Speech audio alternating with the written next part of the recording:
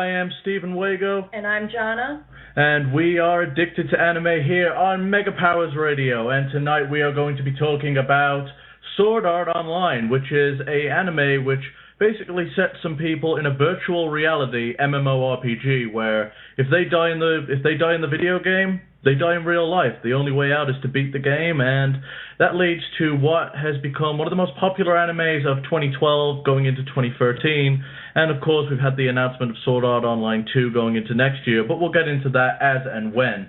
If you would like to join the discussion, you can call in at 713-955-0363. That number again is 713-955-0363, or press the Skype button and you can join us and I will bring you onto the show. Also, if you want to tweet us through the show, you can follow me at my Twitter handle, which is @SteWago, that's STEWAGO, and I will take any questions and comments and read them out on the show. Also, thank you to pastelbunbun.com, which has been a great help to the show promoting us recently, for unique gifts that are 100% cute. Check them out at pastelbunbun.com for all your kawaii needs. So we're going to get into a few things tonight, and first off, we're going to be touching on our top 5. And what our top 5 is, generally we take a subject which relates to the anime that we're talking about. Last time we was talking about villains. Yeah, we was talking Danganronpa the last time. If you want to go back and check that, and basically, they had a unique villain in that, Monokuma, and we thought it'd be good to highlight our 5 favorite villains. Well, in this case, we're going to be touching on something a little different. In this situation, it's not so much that there's a unique villain, but more on the touching side of there's a unique and fun couple. Many animes have couples that people love and adore, and I'd say Sword Art Online is definitely one of them. If you know anything about it, you know that Asuna and Kirito, the main characters of the series, end up hooking up and living their life in the virtual reality world, which is Sword Art Online. Well, we're going to go through and let you know what our top 5 are. As far as the criteria for our top 5 anime couples, it's basically going to be that they have to have some legitimacy of romance, or they're actually together. So that means your Naruto and Sasuke fantasies will not come true in our top 5 list. Meaning it's not far-fetched, it's something that very well could happen in the anime. Or is suggested to happen, or has actually happened. So yeah, you can get your sick fantasies out of here. Brad. You've seen what they put on DeviantArt. Some of that stuff's gross. Oh. All right, so I'm going to go to Johnna, and you can tell me what you, in no particular order, whatever you feel like throwing at me, one of your top 5s. Well, my top 5 actually almost completely matched Steven's, so I decided to go through and revamp my top 5 yesterday, because one of my top 5 already matches one on his list. I didn't want it to be completely the same. So the first on my top 5, in no particular order, is Suzaku and Euphemia Libertania from Code Geass. Stephen and I have actually cosplayed them as a couple cosplay. I enjoyed them a lot as a couple. It started off as just him being her protector, and it turned into something else. And if you've seen Code Geass, you know how sad Euphemia's last debut is, and he really just kind of like touches you with that, and you can see how much he really loves her. Yeah, it was a really cool scene. I'm just going to go ahead and say Euphemia and Suzaku now and just get it out the way with, rather than retouching on the same couple. But with Suzaku and Euphemia, it was definitely an interesting relationship where Suzaku basically protected her while she was on the run from her own family. Yeah. And they developed a genuine relationship of just being together and not so much, well, we're thrown into this really weird situation and we fell in love. Mm-hmm. Don't get me wrong, there is plenty of that later on. But the final scenes where Suzaku thinks he's going to die and he's fighting off leagues of mechas, and he proposes to Euphemia during the battle from the inside of his mech is one of the coolest scenes ever. And their end is such a sad one. Yeah. And it really helps Suzaku's character develop throughout the series. I think he's one of the most underutilized and underappreciated. I agree. So if you guys want to see an interesting couple, you should go back and check Suzaku and Euphemia Libertania from Code Geass. So what have you got for your second couple? And no surprise here, I had to bring in Sailor Moon because it's one of my childhood favorites, and I think we always go back to our childhood favorites at one point or another, even if we're an adult. I picked Usagi and Mamoru from Sailor Moon. There isn't really much to say about them other than you have 200 episodes of their love being shoved in your face. In the end, though, they're a lovely couple. In the beginning, I think they start out how a lot of people do. They start out with one of them annoying the crap out of the other, and it just slowly evolves into something more, and you find out that they had history together even before they were given these bodies on Earth and all that. Then again, I do sometimes think that animes tend to do that type of romance quite often, where one person is really annoying and the other is really annoyed by them, but it turns into love. But at the same time, I can't help but fall for it. So for Johnna, and who did you say those characters were again? That was Usagi and Mamoru from Sailor Moon. And for me, my next couple, it's got to be Light and Misa Misa. And it's not so much that they're a good couple. In fact, they're quite the opposite. They're fucking atrocious. But what it is, it's just funny as hell. That whole relationship started, and I'm pretty sure if you're a fan and addicted to anime, you've already seen Death Note, so this isn't much of a spoiler, but there appears to be a second Death Note in the world, and that is on the hands of Misa Misa. While she isn't the most stealthiest and intelligent of people, she was intelligent enough to use it to track Light Yagami down, using her Shinigami eyes, and Light Yagami uses all her emotions, feelings, and love. He feeds off of it. Just to abuse her in a way that he can use her for his own personal gain. And Misa, in turn, gets Light Yagami. Yeah. I mean, not in truth. But he gives her, to an extent, what she wants. Enough where she's going to be happy. Yeah. Of course, Light meets his inevitable fate, and we see, at the end of the series, Misa standing over at the end of a bridge. So it's suggested from the anime that she kills herself, though from what I understand in the manga, she just dies of old age. It's not 100% covered. I had the 13th novel. It does say that she dies far more prematurely than most people, but it never really completely goes into it. I'm pretty sure she killed herself. I mean, that's what they were suggesting. She was just looking out into the blue sky whilst on the edge of a bridge, looking all depressed. So I'm guessing that's what happened to her. So who have you got next? Next, I have Akira and Saki from Eden of the East. To be honest with you, it's been quite a while since I've watched Eden of the East, but what I do remember is that they stuck out to me quite a bit. Their romance was quite random, and it really came out of left field. He was just standing naked outside the White House. She was a girl that lost her passport. And they just helped each other get out of so many horrible, sticky situations, and they're just an amazing team. Naked and sticky situations. All right. Giggity. So, for me, the next relationship I've got, and it was never a true relationship, but the romance, and this is what this entire anime was suggested as romance, it's going to be Tamaki and Haruhi from Ouran House Club, and I don't know what the full name of that anime is. It's like a really long one. But if I say Ouran House Club, you guys know what I'm on about. And basically, Haruhi is pretending to be a male in the school and ends up joining the host club. The only person that actually got fooled by it in the host club was Tamaki because he's a fucking idiot. And those two have a relationship which is very unique. It's very comedy, but they have some touching moments throughout the entire series, including one where he chases Haruhi down at the end of the series. And all throughout... I thought it was more she chased him down. Sorry, that's the other way around. Yeah, he got partnered up and forced to marry off to someone in the family, and she tracks him down and stops him from having to go away. Throw his life away. So it's very touching, and it's a really nice ending to what was a very comedic series. It was very touching, and I really want there to be a second series of that. It's one of those where it's lighthearted enough where nothing can really ruin it unless they poorly write it. So I'm all up for seeing where they go in the future. Yeah. I'm sure there's 100 fanfics telling me why. So, to Johnna.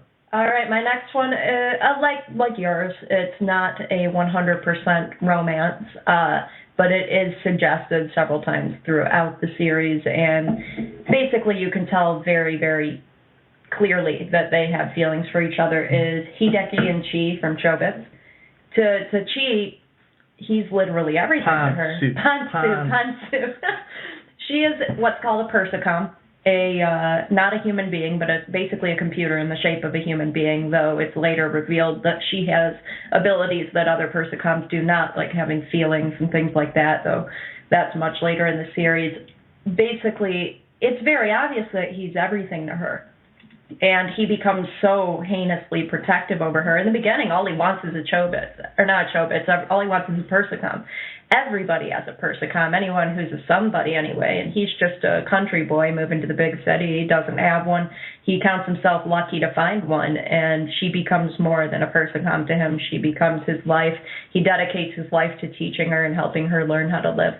And I think that there's just something very innocent and naive, but very wonderful about their relationship. And next to me, it's got to actually be one on the actual topic we're talking about tonight, and that is Kirito and Asuna. And I'm not going to go too far into this because we'll be covering this pretty much all the way through. But it is one of these times where you actually get to see an anime couple grow from beginning to end. And there's only one more that does that, and that's going to be my number one. But as an anime couple, these two were awesome. If not a little rushed, but overall, you get invested in them, and it's nice to see them grow in such a unique world where it's actually shocking that someone could have a romance, and it was really touching, it was awesome, and you grow to be invested in both Kirito and Asuna. I agree. Go ahead with yours. All right. This will be your number 5, right? Yep, I believe my last one is Ed and Winry from Full Metal Alchemist. I really enjoyed their relationship. It's somebody, they've known each other since they were children. You see them grow, like you said, from beginning to end, quite literally, since they're very tiny children, and it's not rushed at all. In fact, if anything, it's not rushed enough, but I think that's not exactly a bad thing. Things move slowly, and very, very slowly and deliberately, to the point where sometimes it can be a bit infuriating, but by the very end, it's obvious that the two of them are just insanely in love with each other, and they have been for a very, very, very long time.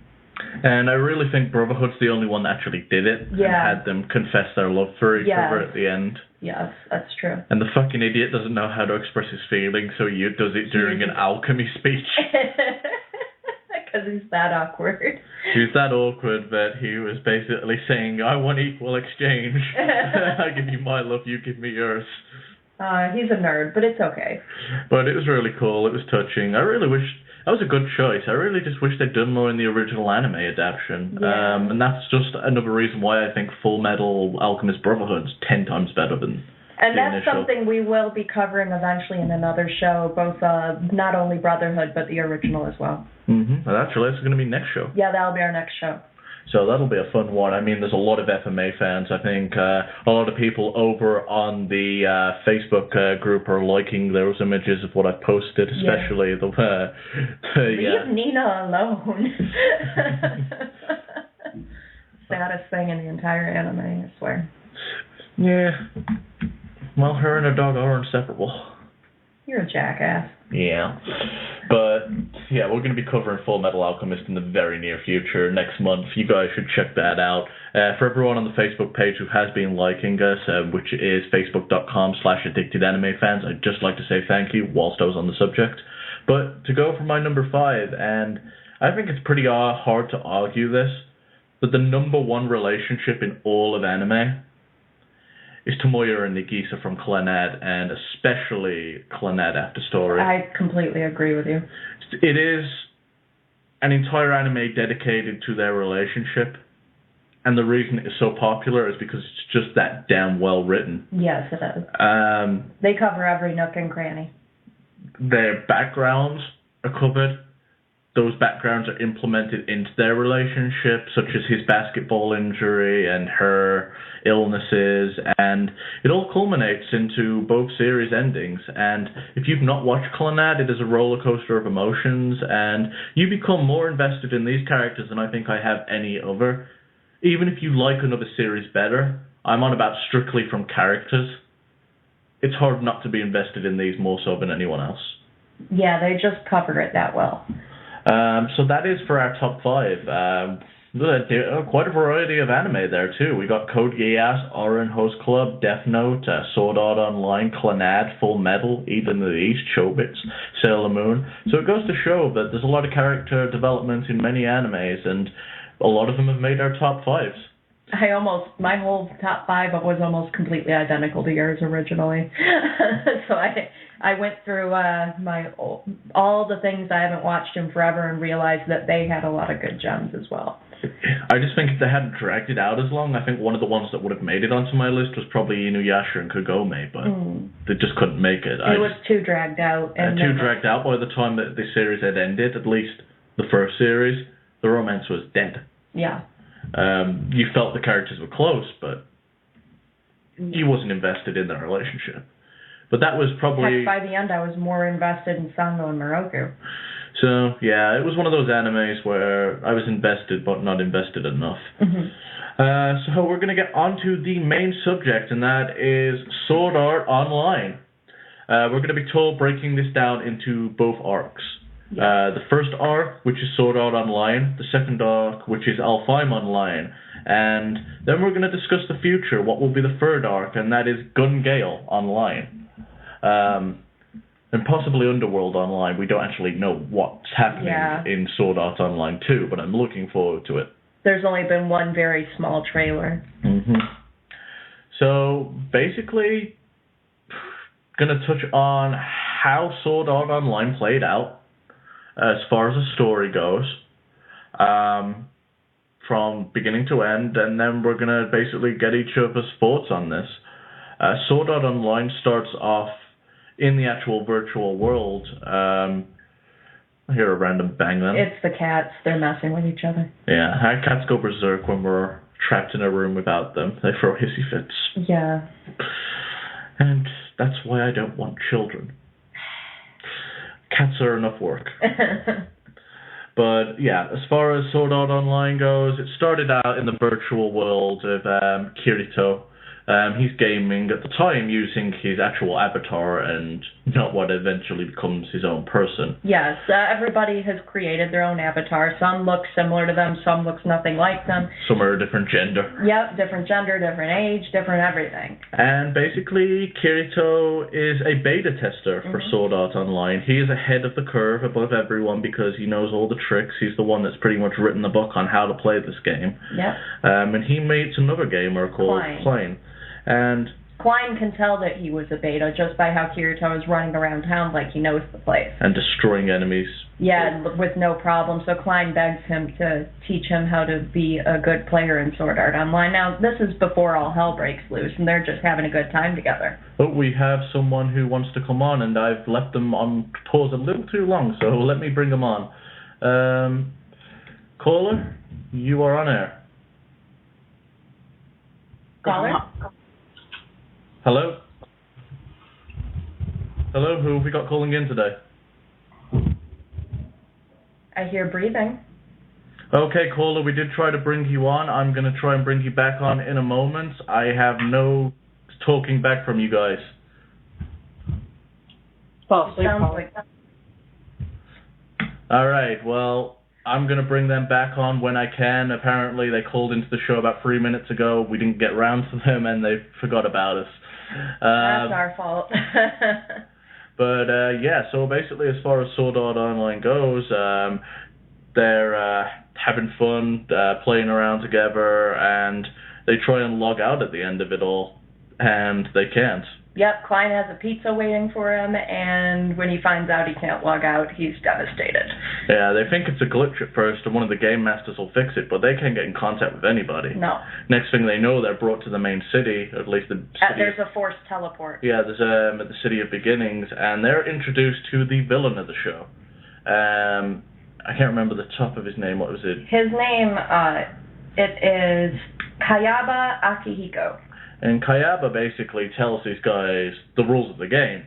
You're trapped in here, and the only way out is to finish the game. And if you die here, you die there. If the helmet's forced to take off, you will die. Yep. Basically, you got to get through this game or you're dead. Yep, no family members can take off your helmet for you, otherwise your brain will get fried. And I'm going to go back to our caller and see if they're ready to talk, otherwise I'm going to have to hang up on them. So, caller, we tried to get you on once already. Are you here? Caller? I can hear them doing things. I can hear you in the background, caller. Are you on?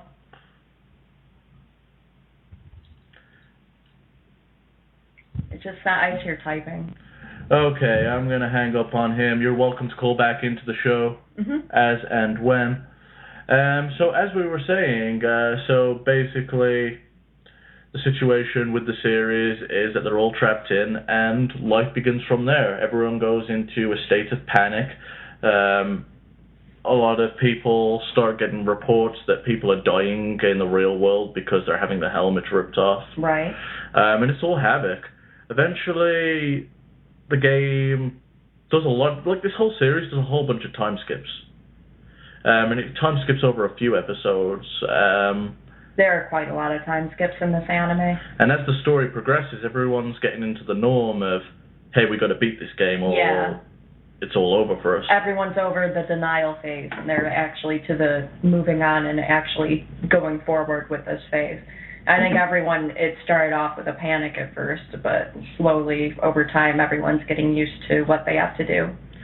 And eventually, we have a scene with Klein and Kirito, where Kirito basically leaves Klein and his guilds and doesn't want to join and just wants to go do his own thing. Well, Kirito wanted to take care of Klein, but when he heard that Klein had other friends, Kirito knew he couldn't take care of them as well. So they end up separating, which I believe actually leads as a source of guilt to Kirito for quite some time. So Kirito sets off on his own journey, and he meets a variety of cast of characters. And the first one who he mainly meets is Asuna, and that's in the boss fight. Yes. They have a very brief meeting. There is a brief meeting where they're all planning to take down one of the first bosses. Basically, all the most powerfulest players and guilds are all located in this group meeting where they're discussing how they're going to go and take out the first boss on their own. Now is a good time to point out that not all people are happy with the beta testers. Kirito, as a beta tester, is considered a cheater. Until I think it's the blacksmith that stands up for him. Well, first of all, they don't know that Kirito is a beta tester. Somebody stands up in the crowd and says that the betas should come forward now and apologize and give them all their money and stuff because all this is their fault. And that they should be able to help them more than they have. And that's when Silica... And that's when Agile, not Silica, different blacksmith. That's when Agile stands up and says that he points out that this book that everyone's been following was written by all the beta testers, and that if it weren't for the beta testers, they would have never gotten as far as they did. And that really shut that guy up. And from there, it's set where this group of people who were the highest are leading the attack force against the first boss. Was that Agile or was that the blue-haired man? That was Agile? I thought it was the blue-haired guy for a minute. But yeah, I see what you... Oh, no, the blue-haired guy was running this revolt. Yeah. So they fight the first boss, and that's when Asuna and Kirito have the most success fighting it and have a brief conversation where he basically tells her that there's only so many benefits to going solo. You should find a guild and join them. Right. Basically, though, they had a rather sad death scene in there.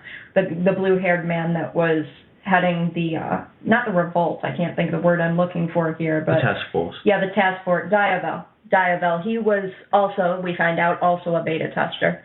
And everyone freaks out on Kirito after this. Kirito tries to save him, tries to give him a potion, but Diavel refuses, And that's when everyone discovers that Kirito was a beta tester. And then they take the word beta tester and cheater and turn them into beater. And now everyone's calling Kirito a beater. Kirito basically laughs in their face and takes his new sexy cape that he just won off this monster. Yeah. And like, fuck you guys, I'm out of here. Yeah, I'm totally a beater. Screw you all. And then that's when he tells Asuna to find a guild because you can't survive alone in this game. And to me, it's a good point to stop and discuss rather than going on ranting on for a bit. I personally found this, up to this point of the series, like, really rushed. I felt how far they went into the boss fight and didn't give a chance for anyone's real reaction to what the hell's going on. Yeah. It was kind of like, okay, we're all over the denial phase and we're going to do this straight away. It would have been nice to see how everyone reacted to this, and it would have taken days for everyone to... You could have fit it in an episode, that's the thing. Yeah, you could, but it's upsetting that they didn't take that and try to show exactly how everybody handled this. And I know later in the series they did show some people committing suicide, but that's it. And just remember, if you want to call in, the number is 1 moment. I've got the wrong number. But yeah, if you guys want to call into the show, the phone number is 760-512-5247. I actually gave you guys the wrong number. I don't know where I got that from earlier. But no biggie. And that's going to you, caller, if you want to call back from earlier. Oh, apparently I got a couple numbers that I'm being given by Blog Talk Radio, so either one of those are going to work. Oh, okay, that's good. But yeah, and also you can phone in via the Skype, so if you guys have got any opinions on Sword Art Online or your top 5 anime couple, as we just finished that off earlier, feel free to call in. But moving back onto the first arc, basically from there on, we had multiple time skips where the characters were beating basically every boss. It's basically just a good point to mention that as far as the game works, it's a leveling system like World of Warcraft. It's essentially World of Warcraft, but with no magic. Yeah. You can only really fight with swords, hence the name Sword Art. Sword Art, yeah. You got sword magic, that's about it. Yeah. But... And you can be a beast tamer, too, which I think is cool. You can fight via a little beast that you can raise. That's neat. But other than that, that's the closest you're going to get outside of swords. So, yeah, so these guys are all basically traveling up each level, trying to unlock this floating tower's floors. We should say exactly how Aincrad works. Basically, there's 100 floors. There's 100 floors, and each one has monsters and a boss. And in order to unlock the next floor, you have to defeat the boss of that floor. And this goes on, and we skip, like, floors 20 at a time for some reason, because this anime is, like, skip crazy. It's extremely rushed. Like, the beginning of the show, barely see fucking anything. Yeah. And it's annoying. I think the longest time skip they did was a 2-year time skip. Yeah, they actually skipped a whole 2 years, which is fine if you gave us enough substance prior, but they didn't. So... we got a lot of time skips to the point where Kirito and Asuna end up battling side by side again. Yeah. And from there on, they develop their relationship. And this all culminates to basically them traveling the world together, her leaving her guild, which at the point was the... Well, it all starts off with them not being able to stand each other. And they end up having to solve a murder of somebody. And that's what I mean, they're fighting side by side. Yeah, they spend a case together trying to, find out who killed this person. And I think over that case, that's when they start to realize maybe they don't dislike each other as much as they do, and maybe they are a good team. And eventually they build their relationship up to the point she even leaves her own guild. Yep. She doesn't leave them, and she goes on a hiatus. But essentially pretty much leaves them. Yeah. They start building their lives together. And along the road, they find a girl called Yui, who turns out to be an artificial intelligence. Yes. They find a little girl wandering in the woods, and the little girl passes out when she gets too close to them. And when the little girl wakes up, she has amnesia. She doesn't remember anything. She doesn't know where she's from or who she is, just that she's Yui. And so we should mention that at the time that they find Yui, they have decided to get married. and they have gotten married. They've gotten a cottage out in the woods.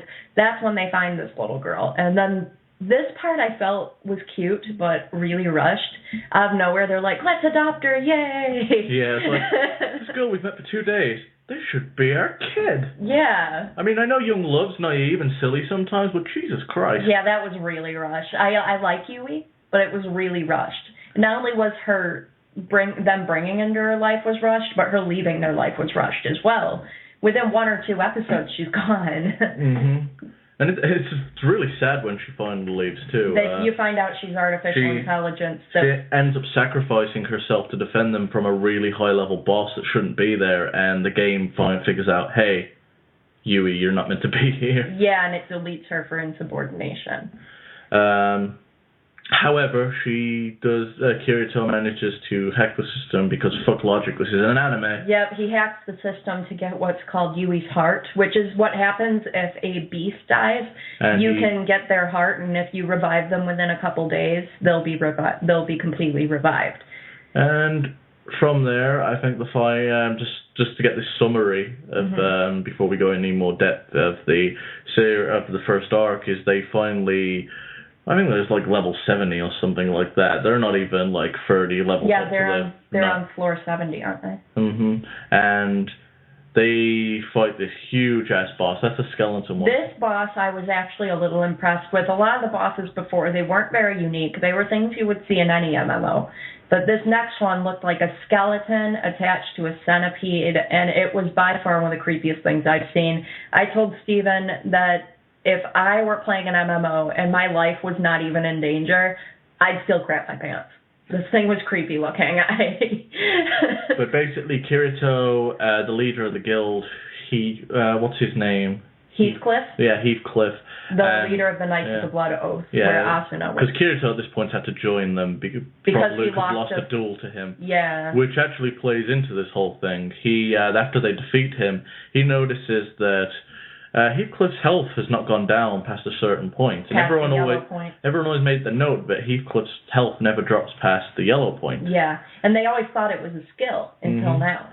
Well, Kirito, just after the battle, just shanks him out of nowhere. Yeah, and his life won't go down. It says immortal object, which we saw only once. Only with Yui. When she was attacked. Yeah. So, at this point, it's revealed that Heathcliff is the creator of the game. Kayaba Akihiko, the SAO GM. With the story that he intended to tell was he was going to lead the storm all the way to the end and on level 100 reveal himself to the final players that he was the boss, yeah. Who you've got to beat at the end of it all. Yeah, I liked what Kirito said when he figured out that he was the GM. He said, anyone that has played an MMORPG knows that there is nothing more boring than watching somebody else play an MMORPG. So you put yourself in the game because you wanted in on the fun. Mm-hmm. And what happens is he basically says, you guys can keep playing or you can duel with me here. Right here, right now, I'll turn off my immortal status and we'll have a fair duel. If you kill me, everyone will be set free. But, if I kill you, that's it. And Kirito said, okay, on one condition, that if you do end up killing me, that you'll make sure that Asuna can't kill herself, or at least for a few days. And so after he turns her into an immortal object. He turns her into an immortal object for a little bit. But, so they fight, and it doesn't go well. Kirito ends up dying, impaled on his blade. Mm-hmm. No, that's not exactly how it goes down. See, he didn't make Asuna an immortal object yet. And he was about to see that Kirito was about to get hit. Asuna jumped in front of the blade. Oh, yeah, that's right. Asuna jumps in front of the blade. She dies. Mm-hmm. And Kirito just loses it. And he's just completely weak. Like, you can tell he's weakly swinging at this guy. Have you ever played Metal Gear Rising and you're riding after you get cut up really bad and you can barely swing your sword? It's basically that. He's just weakly swinging at him because he's so overcome with grief that his wife just got killed in front of him. That finally Heathcliff just shakes his head and impales Kirito. And suddenly, before Kirito's health can reach its lowest floor, he actually picks up Asuna's blade and stabs Heathcliff with it and actually kills Heathcliff. Before dying himself. Before dying himself. But then he dies too. His actual health was 0, but somehow human emotion and human power. Yeah. Because, the power of love. I don't know, maybe it had something to do with his brain firing extra stuff and the nerve gear responded to it. I don't know. But at the end, he basically broke the game and killed Heathcliff. Yeah, he killed Heathcliff. And with that, everyone whose mind, quote unquote, mind went back into the nerve gear. Back to functioning. Their bodies. The nerve gear was able to be taken off, and the game was over. And Heathcliff and Kirito basically had a bit of a monologue. And Asuna. Asuna was there too. They were standing in the sky looking down at Aincrad as it basically broke away to nothing. And basically, I think I'm not entirely sure why Asuna gets to survive. Since both of them died, their minds should have been fried by the nerve gear. But I think because Kirito gets to survive because he won, I think Asuna gets to survive because Kirito used her sword. That's my best guess. Well, I don't know why also, Asuna there's survived. a period before your brain fries. Yeah, there is. Because you can revive another player with that particular item. Yeah. And I'm sure the fact that he agreed not to let her die, he probably would have let her live. That's a possibility. That actually makes more sense to me. But in the end, that's how the series comes to an end, and we're left with the image of... Well, not the series, the season. Yeah, the first arc. Yeah. Kirito waking up in a hospital bed, looking like a total fucking wreck. His hair is long, his body's skinny, and he's holding himself up with a hospital apparatus and basically walking himself down the hallway. Even though if this were real life, and again, it's anime, I don't expect it to be like real life. They did well, though. If it had been like real life, he wouldn't have been able to walk at all. It was 2 years. He wouldn't be walking, period. But we basically was saying Asuna, and it faded out to the credits. And it was a strong ending. I really liked the ending of this. Yeah, me too. The first thing he did when he woke up was get up and try and walk. Find Asuna, really. And that's how we're left with the first arc. And do you want to go deeper into that arc and go over some characters? Well, first I want to just talk about the concept first. When you're given the concept of this, which is basically the nerve gears on your head, you're trapped into a virtual reality, and you die here. I mean, what do you think of the positives? What do you think of the flaws of it? There aren't many positives of being stuck there. No, I just mean in general the story. The story itself is something I've not really seen in many other animes. That's where I think one of its strongest points are. It's different. It's not a concept I've seen in a lot of animes. I've seen a few things similar to it, sure, but this was in a game of its own. I've not seen any other concept like this. Yeah, I definitely agree with that. I found the concept awesome. I thought it was... As much as I found it fun, I found it unbelievable that they'd be trapped in for so long. I just think the outside world over a 2-year period would have found... Who did this? Yeah. Yeah. The internet is powerful, but so is other people's usage of the internet. I don't think one mind's that brilliant enough, but I have to suspend my disbelief because it's anime. True.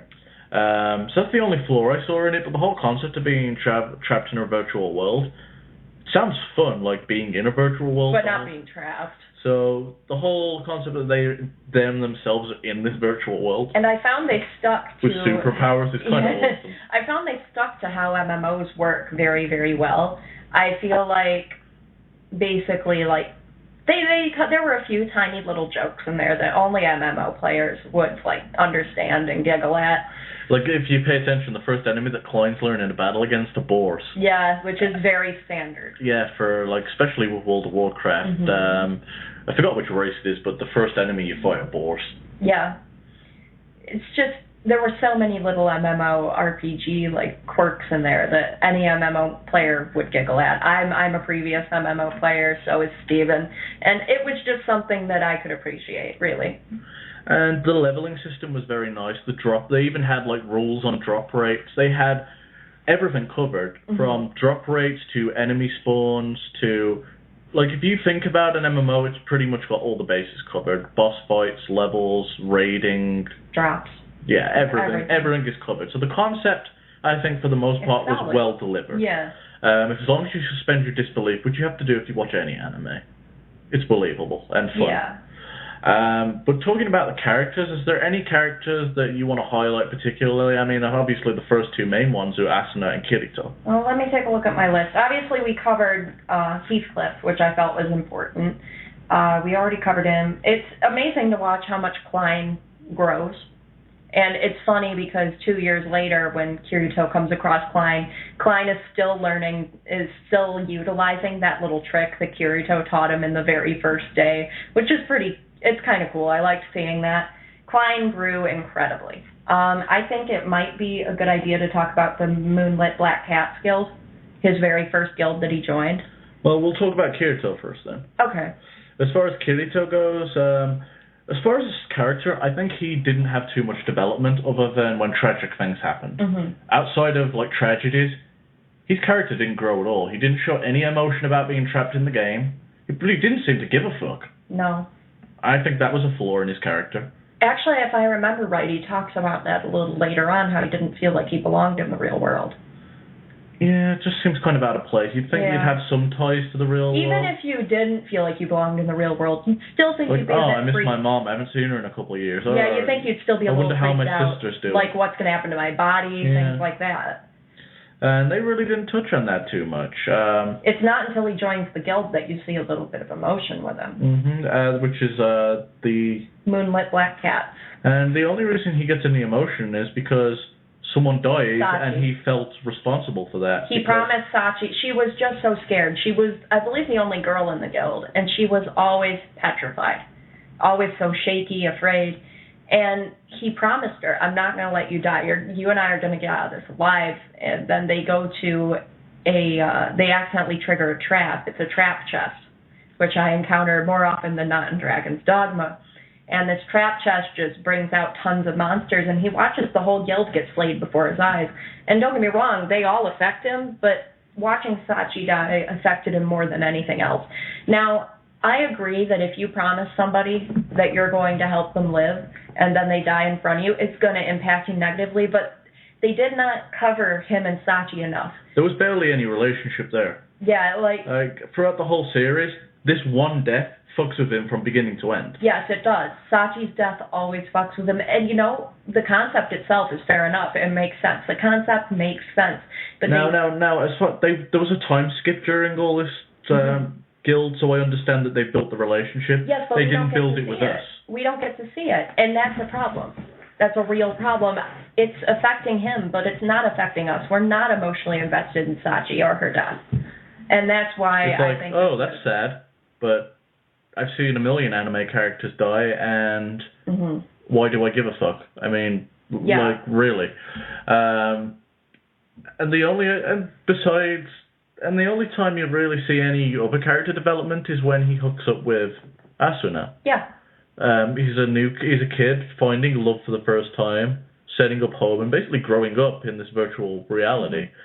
And Asuna is probably the strongest character in the entire series. She starts off Lightning fast Asuna is what they call her, I think. Mm-hmm. She's so quiet and scared. In the beginning, she's just quiet and withdrawn. Yeah. The first time they meet.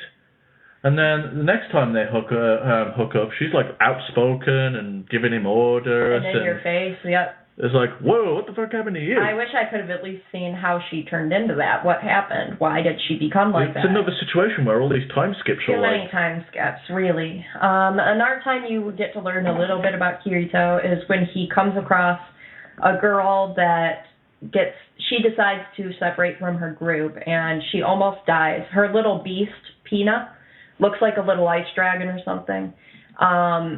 Basically, Pina jumps in front of her and spares her life. Kirito saves her from the other monsters, but Pina's dead, and he promises the girl, I believe the girl's name is Silica, that he will help Silica revive Pina, because Pina's heart was still there, so they could go revive her. Now, you later find out the only reason he really helped her was because she reminds him of his sister, his real-life sister, which is his cousin, but we'll get into that later. And we also learn a little bit more about the Black Coffin here.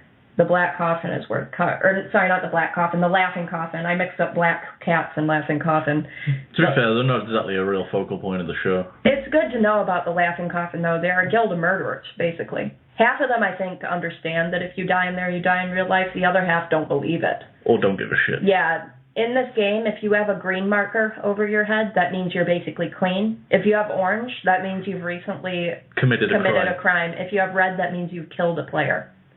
Now, recently we find out that one of Silica's travel mates is a green player, but she's actually working for the Laughing Coffin, and what they do is they hire green players to go out and basically find victims and get the victims to trust them, and then the red players come out and kill them. And basically this person has been following Silica for quite some time, and that's basically your introduction to the Laughing Coffin. You see them a few other times in the anime, and I'm hoping maybe we'll see a few Laughing Coffin members in maybe Gungal Online or something like that. I'm hoping to see at least a few people that were in SAO in later chapters. Yeah, and is there any other characters you wanted to touch on? I mean, they're all pretty... Well, we touched on Yui, right? Mm-hmm. We touched on Rosalia, the green Laughing Coffin member. There's the army might be worth going over. The Aincrad Liberation Force? Yeah, the Aincrad Liberation Force. There's not too much to say about them other than they're pretty much trying to complete the game and protect people, but they're corrupt. City. They became corrupted. They started off by wanting to clear every floor to get everyone out of there, but then they start taxing people and they start beating up little children. And that's when you meet Yulier, who begs you to go help them find Thinker, basically her boyfriend at the time. Basically that's when you figure out Yui's an immortal object. Mm-hmm. They go to save Thinker, and that huge monster comes out. And we also learned that the army had trapped him. Okay, we have a caller on the line. I'm going to bring the caller on now. Okay, caller, you're on the line. Hello. I don't know if you guys started talking to it while the Skype call was going through its little process of letting me know that I was on here with you. Oh, was that you earlier? Earlier? I don't believe that was me. Oh, okay. We did have one person try and connect to us earlier and they couldn't get through. So, what's your name and where are you calling from, man? My name is John. I'm calling from Milford, Pennsylvania. So, how you doing today? I'm good. Getting on to the topic of you talking about extra characters from Sword Art Online, what are your thoughts of Elizabeth? Elizabeth? The swordsmith, right? The swordsmith, yes. I would have liked to see more of her. You only get one episode of her. Elizabeth, remind me of who she is again. He wanted her to make a sword, and he broke her sword with his sword. I remember that. That's when you realize he can dual wield, which is something the other people can't do. But yeah, she was definitely an intriguing character. We just never got to see much of her, and I felt that was one of Sword Art Online's biggest flaws. As far as the anime goes. They had a big cast, but they never really brought them into the show, which is the opposite of the manga, which I heard that the manga did a little bit more with the spare characters. Mm-hmm. What about you, caller? John, was it? Yes, John.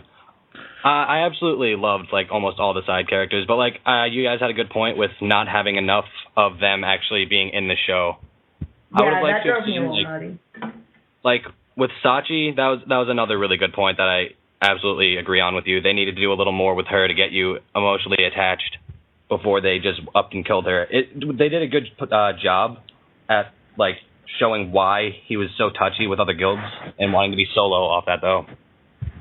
Definitely agree with you. So is there anything about Sword Art Online as far as the first arc that you think about? I mean, do you think the first arc sold you on the anime, or was it disappointing to you? The first arc, I absolutely adored it. I would give that a 10 out of 10.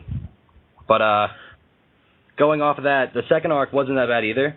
I feel as though getting rid of the whole death penalty thing and not making it as much of a threat to be there kind of you don't demoralized the story a little. Yeah, you don't get the whole feeling. It's not the same. It's not. And I know it's not supposed to be the same, but it's just I feel like the first arc you definitely become a bit more invested in than the second arc. Yeah, the whole first arc captivated me completely. Yeah, I feel like I got hooked to this anime within a few episodes because of the first arc. I think mainly because of the concept as well. I mean, what was your thought on the general concept of the anime? I personally have never seen an anime or a real show other than probably the Guild that's attempted to put an MMORPG in the real world. So, what was your opinion on it? I thought it was a completely amazing idea to incorporate like a game that you could like a game into an anime where you could be in there with all your friends and turn it into like this whole drawn out story of survival and trying to get out of it with your friends. That was a really cool idea, and it seemed really original to me. Okay, we're going to be actually getting into Alfheim Online, so you're welcome to call in again and let us know what your opinion is on that. Is there anything else you wanted to say in regards to the first arc? Oh, no, I think I pretty much got it, and you guys talked about it a lot. I just agreed with you a lot and wanted to call in to talk about an extra character that I thought you guys might have missed. All right, well, that's awesome, man. If you want to call in anytime, just let us know. And if you guys want to call in, you can check us out at what was the number again? I'm losing it. But yeah, if you guys want to call in, you can do it via Skype or the phone number listed on Blog Talk Radio. Thank you, John, for calling in. Is there anything you want to promote or shout out before you go? Not really. Besides, like the fact that like I noticed you guys have an anime fan page on Facebook, and so do I. But I won't like advertise or anything. No, you can plug if you can go ahead. What's the URL, bud? It's Hold on a second. I'm sorry. That's okay. That's cool. Are you the one that messaged us just recently? Yes, that is me. Was that facebook.com/allfansofanime? Yeah, that's my main page. All right, guys, check out that. Just thank John for contributing. Hope to have you on in the future. You have a good night, man. You too. I really enjoy the page. All right, thank you. All right, so moving on to Alfheim Online, and which is the second arc of the show, and it's a very interesting one. They totally changed basically everything about the show. Yeah, I did like that in the beginning, after Kirito wakes up, you think everything's going to be okay, and then you discover it's not. It's not at all. And I did like that little concept. And basically, to give you the background of how it worked, after Argus went bankrupt, which was the company that did Sword Art Online, because obviously the incident broke out, everyone was majorly pissed off. I'd be pissed. Its servers and data were acquired by Recto Progress Incorporated, and they used it to create another MMORPG. Alfheim Online. Alfheim Online, and it's basically loosely based on fairy and Norse mythology, and drawing elements from various other legends and such. The skills of this show, though, are different as far as leveling goes. There is no leveling. It is pretty much the skills you use are the ones that get better. And if your personal ability also dictates how well you can compare to some of the veteran players. So overall, it's a fun concept. I preferred the whole leveling and being strictly more MMO, more like an MMORPG. So that kind of took away a little bit of the fun for me, but I understand that they want to change it up. They want something different. So this whole show, it's basically got fucking fairies everywhere instead of players on foot. You can fly around, you have the ability to take to the skies, maneuver how you want, battle in the skies. You can move your wings with a little remote control, or if you're more advanced, you can just do it by contracting the muscles in your back. There's also, I think there's 7 different races of the fairies. There's a whole bunch of different fairies. Yeah, and basically they don't get along very well. At least most of them don't. I mean, some do. It's basically this. It's kind of like how World of Warcraft had the Horde and the Alliance, except imagine that broken into a lot more pieces. And obviously some races work together, much like the Horde and the Alliance. The Sylph and the Kate Sith, they get along. They're trying to actually form an alliance. But to get on to it, so basically this is to describe the world, it's basically you're flying around and using magic as opposed to wielding swords. And the moment he lands, he actually finds you. Let's explain first how we got into this world. I mean, ever since Sword Art Online's gone offline, they know that hundreds of players are still not awoken yet. They don't know they're trapped in another video game now. They've not even woken up. There's a school opening up for all the players that that were stuck in the game for 2 years, because putting them back in normal society could be bad for them. So they were helping them out that way, and obviously he's hanging out with Eagle at the time. Egil. I think it's Egil. Whatever. I don't know. It's hard to say. I forgot. It's been a while.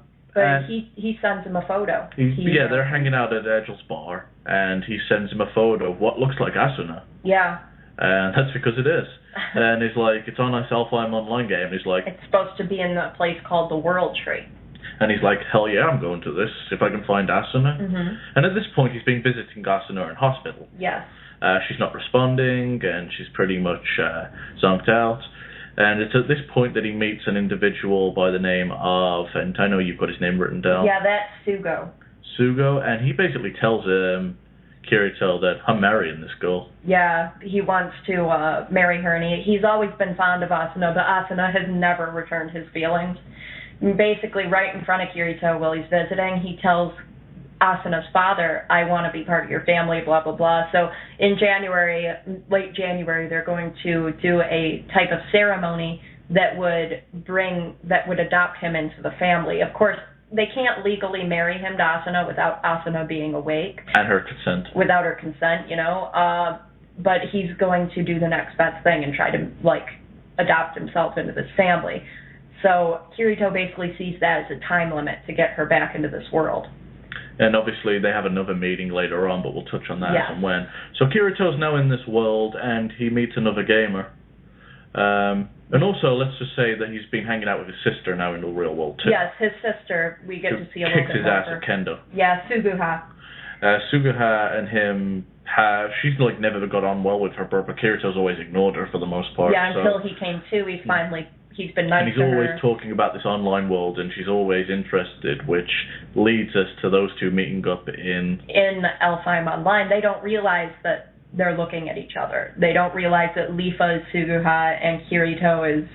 because unlike the other world, they don't have real-life avatars. No. They look completely different, except for Kirito. Yeah, it's like, really? You couldn't tell he was your brother? To be fair, though, he picked a race that always has black hair and always has black eyes and always it looks a lot like, and isn't the voice is similar? Yeah, you would think you'd notice the voice, but whatever.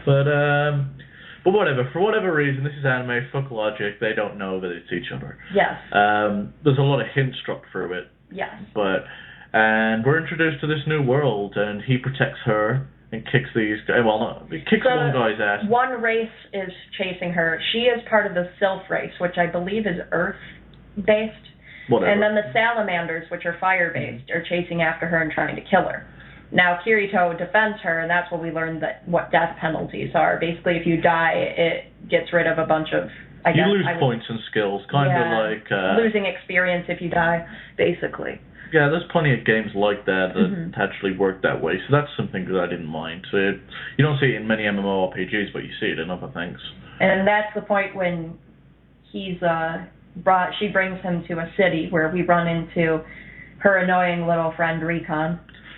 Less said about Recon, the better. Yeah. Jesus Christ, that kid was annoying. He's annoying. He doesn't warrant her constantly beating the shit out of him, but... I don't know, I'd beat the shit out of that kid, too. He's annoying as hell. He's annoying. Apparently, he's Suguha's friend in the real world, at school.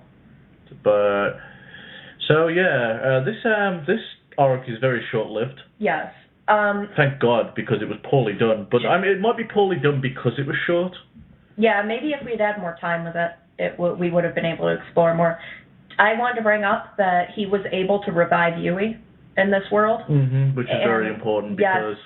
she's brought into the world as a Navi, as a navigation pixie.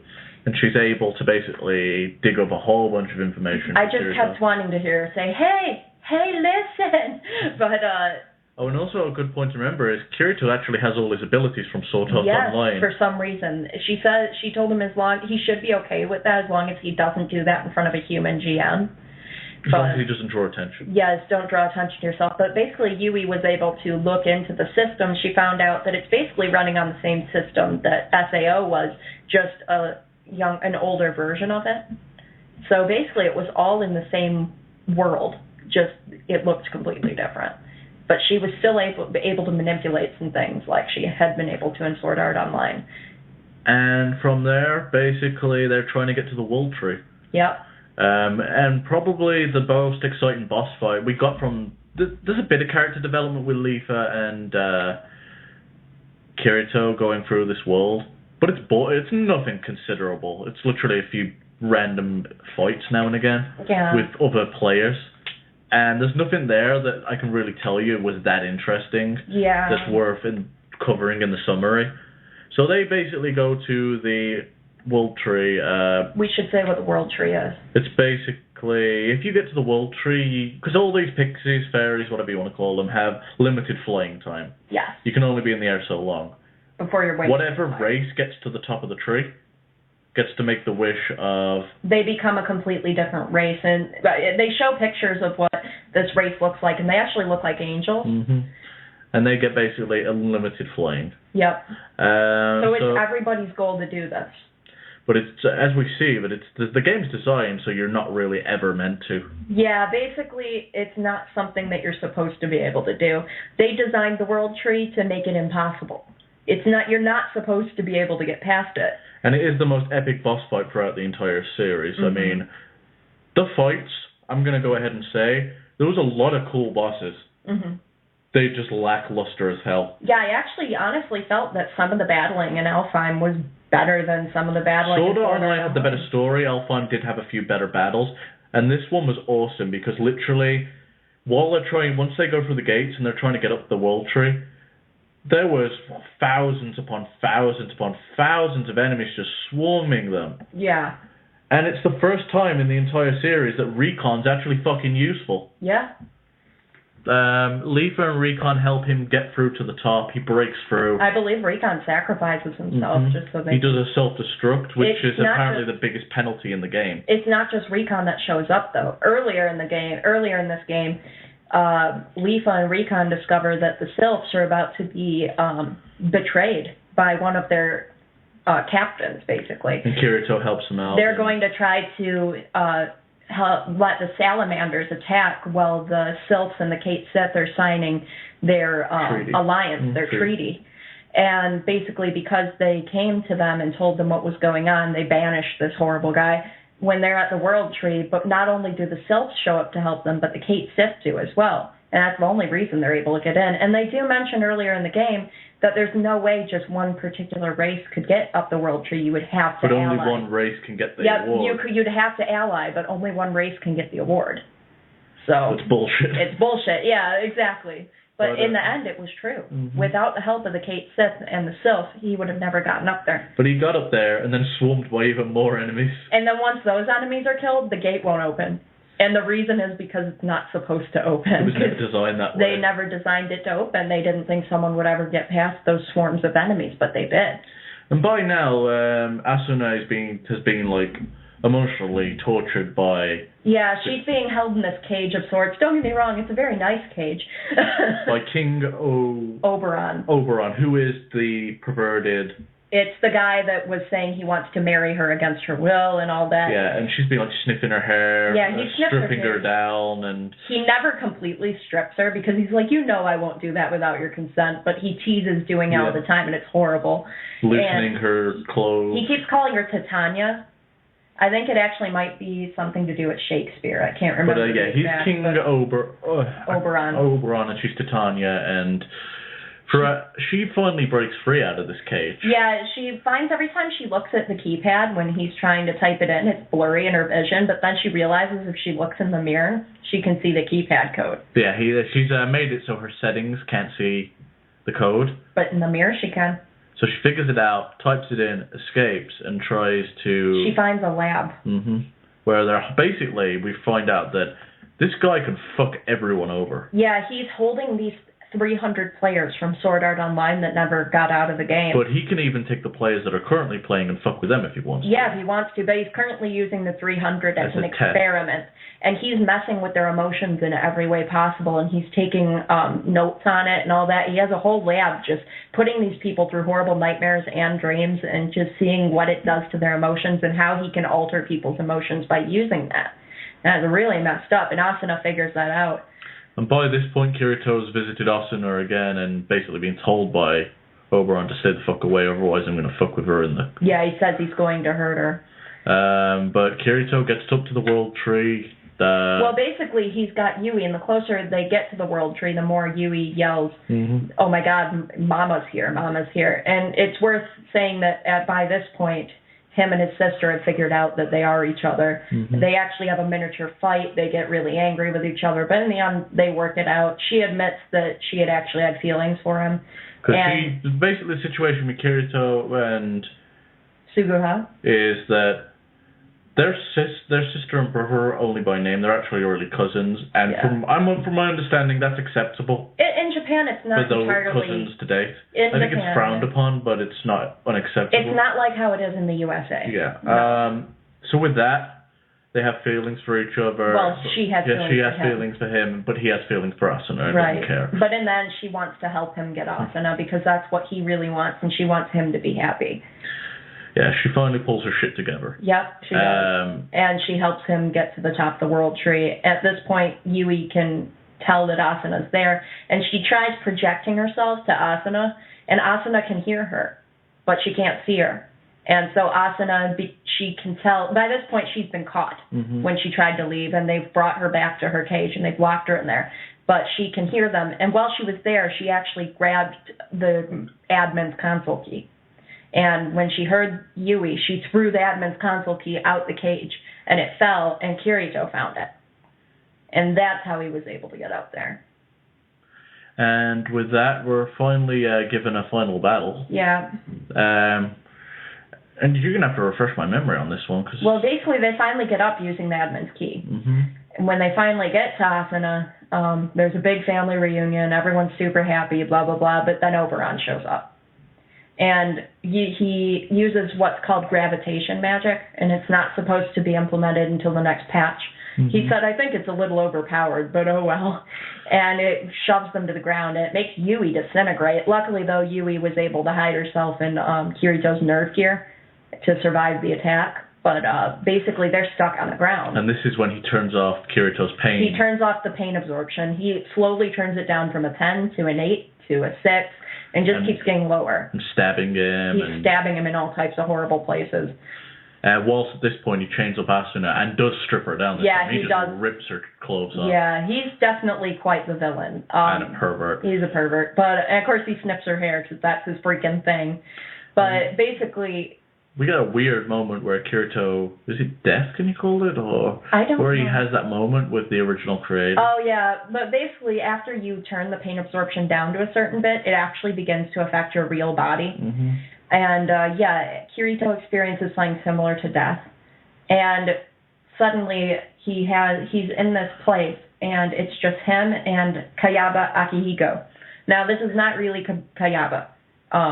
He left himself in the game. He left his not his mind, because he's technically dead, but he left a part of him behind in the game, and basically this person that was left behind in the game gave Kirito the means to fight back. Basically, he gave him Heathcliff's login information into the server, which I was very happy about. I thought that was really cool. He absolutely fucked King Oberon up. Yeah.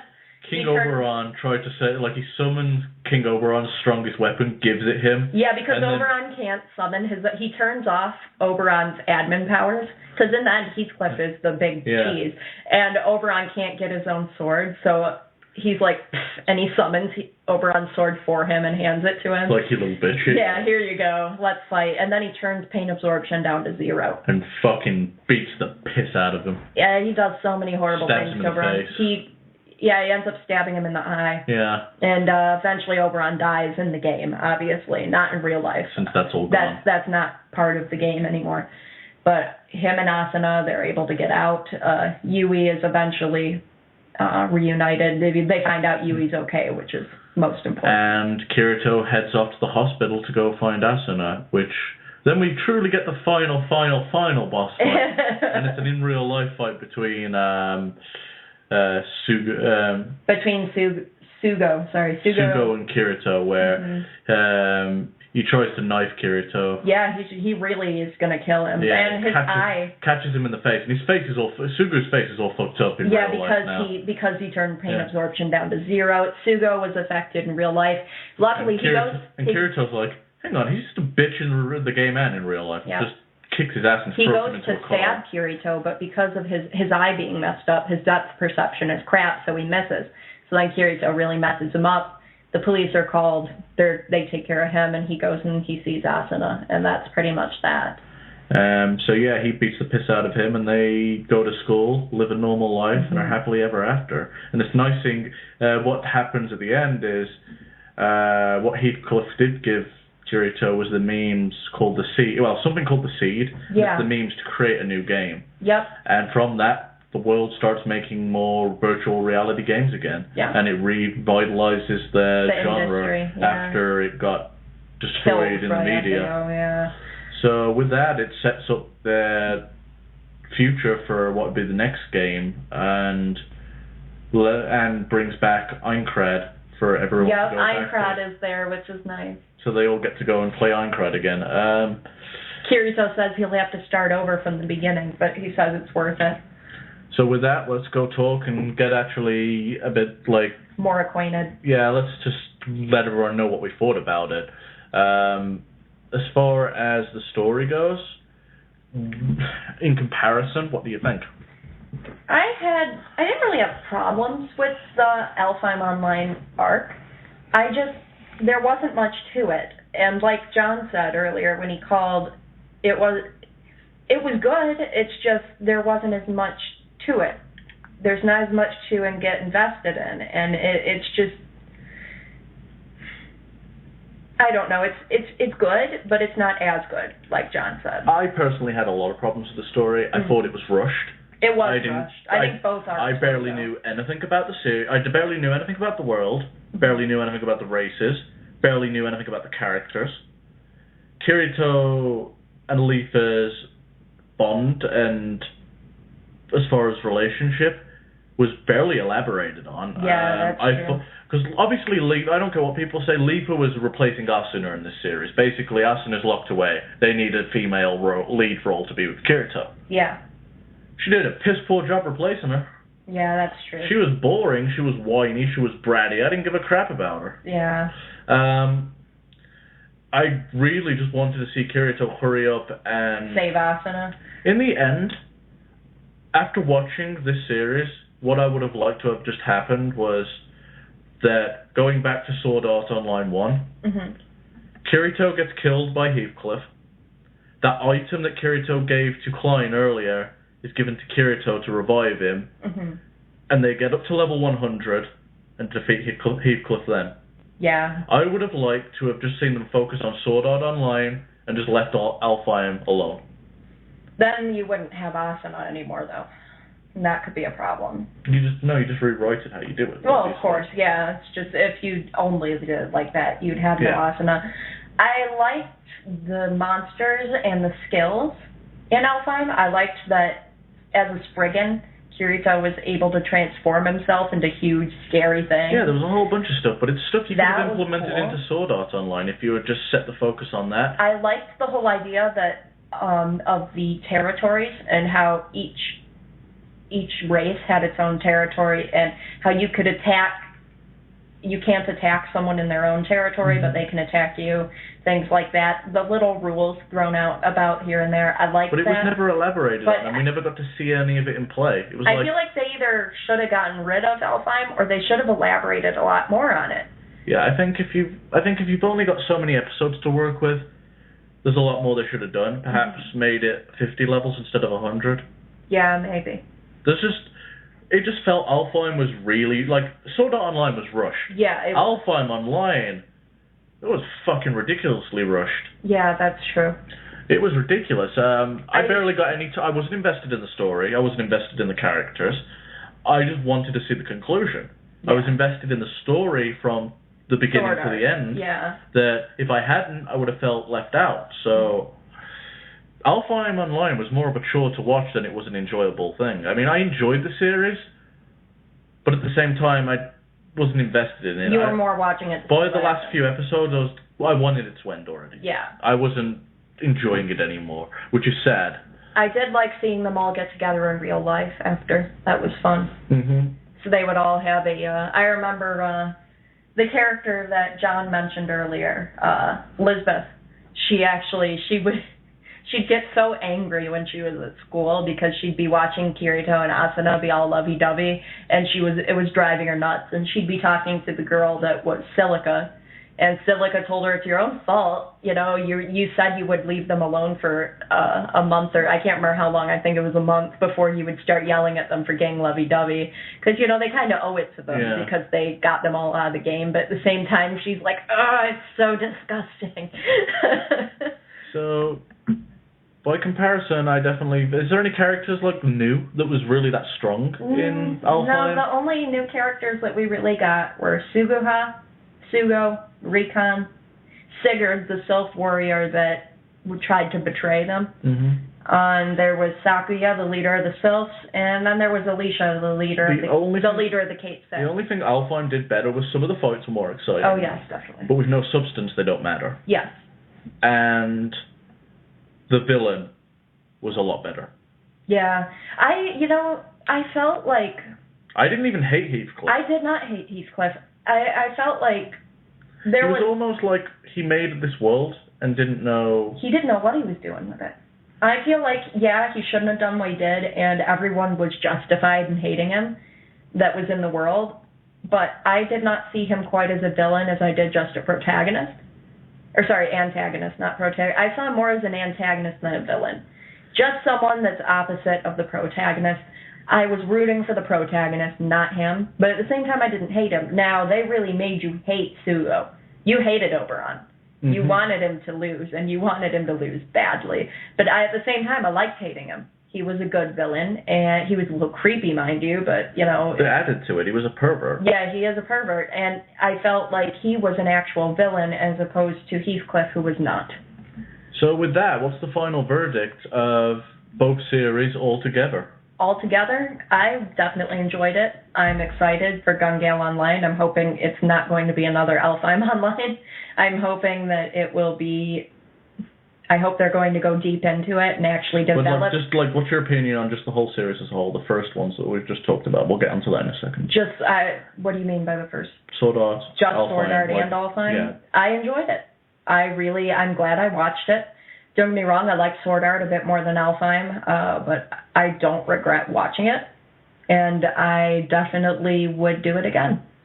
Yeah, if I had to rank this series, if it was just Sword Art Online, it'd be an 8 out of 10. Mm-hmm. I think Alfheim seriously damaged the whole of it because it wasn't just a couple episodes. It was a decent chunk of the series. It was. And it hurt the ending. It did. So with that, I have to give it a 6.5 to a 7. I pretty much agree with you.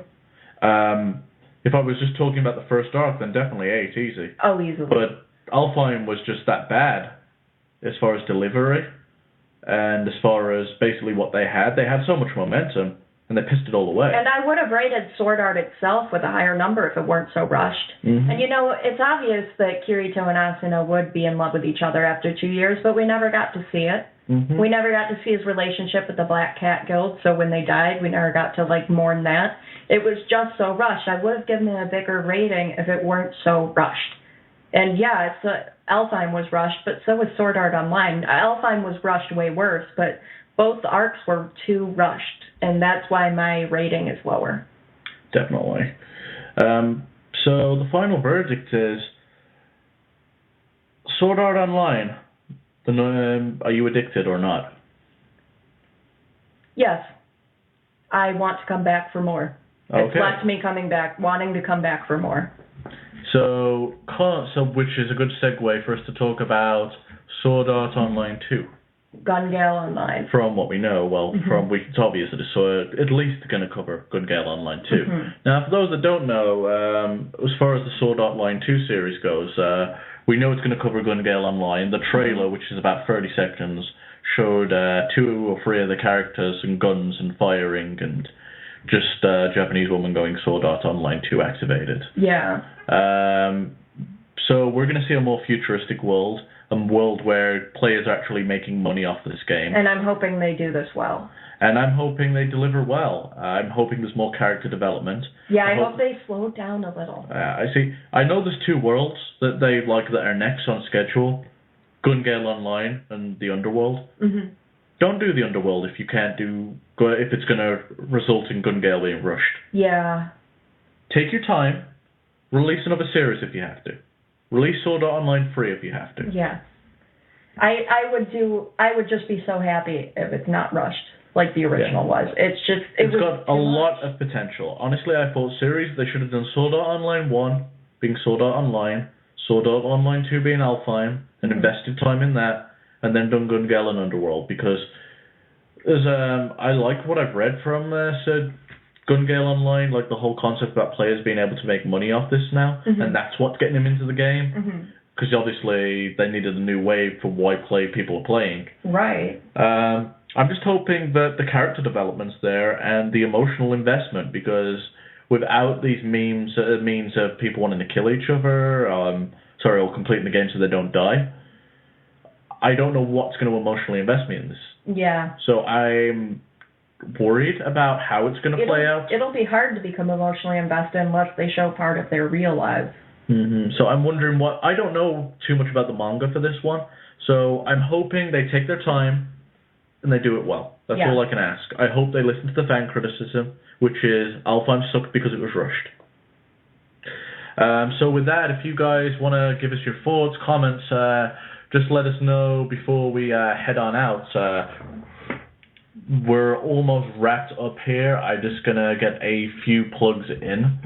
Overall, me and Johnna, we're addicted to Sword Art Online. We think it's a great series. There was definitely flaws. It's weird. It's one of these series that have so many flaws, yet at the same time... Yet you love it. Yet you can look past it and go, it was a good show. I'm happy I watched it. And me and Johnna are definitely addicted to anime and addicted to Sword Art Online. With that, I'm just going to go through a few things, if I can find them. Here we go. The final verdict, worth watching. Go out your way and check it out. Next month, we're going to be covering Full Metal Alchemist, Full Metal Brotherhood.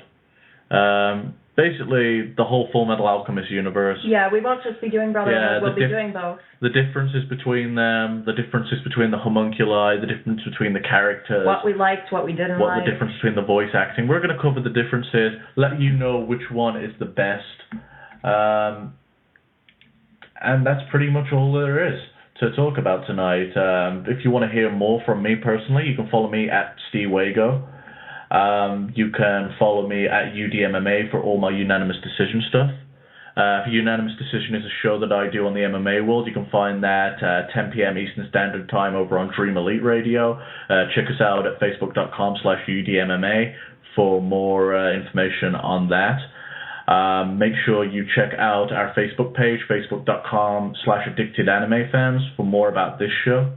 Go check out Mega Powers Radio. We have a variety of different shows you can take a look at. And of course, we want to thank Pastel Bun Bun one more time for items that are totally unique, which we've personally invested in. Yes, we've bought them ourselves. 100% cute. It's your one-stop shop for kawaii. And great craftsmanship. Anna is a great manufacturer. We know her personally. You're getting a lot of love and attention put into these products. So if you're into the cutesy, otaku type stuff, it's definitely a place to go. Definitely. So with that, you got any closing words? No. All right, I think we're done for the evening, guys. Make sure you check out Mega Powers Radio. Check out fanboysanonymous.com. I'm shooting a lot of articles down there. Anything anime related will come up in the group. Thanks for listening. Thanks for the support. The group is like almost 600 likes now. Yeah, it's getting quite big now. It was only like 200 a few days ago, so thank you again. We enjoy doing this. We want to know what your thoughts are. Feedback, any criticism which we can help to make the show better. What shows do you want us to talk about? Yeah. What shows do you recommend we should take a look at and see if we want to put it on the show? We're open to everything, and we'll see you next month for Addicted to Anime, Full Metal Alchemist.